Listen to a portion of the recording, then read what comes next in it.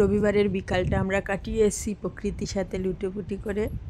এই যে মানহা বাবা ভিডিও করতেছে, সেও ভিডিও করবে। সে তার একটা রিমোট হচ্ছে ওর মোবাইল, সেই মোবাইলটা নিয়ে আসবে, এটাতে এসে ভিডিও করে ছবি তুলে আবার পরে আমাদেরকে দেখায়।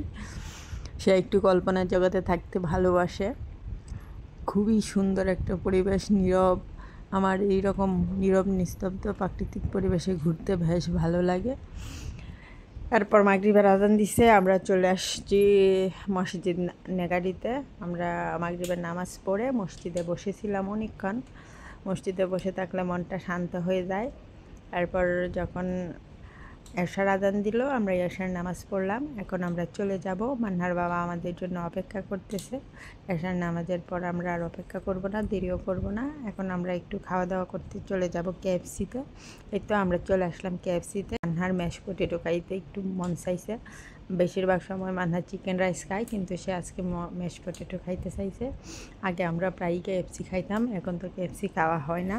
মান্নার বাবা একটু বেশিই স্বাস্থ্য সচেতন হয়ে গেছে, তাই খুবই কম খাওয়া হয়। আজকে এসেছি, আমাদের খাওয়া দাওয়া শেষ, এবার আমরা চলে যাব।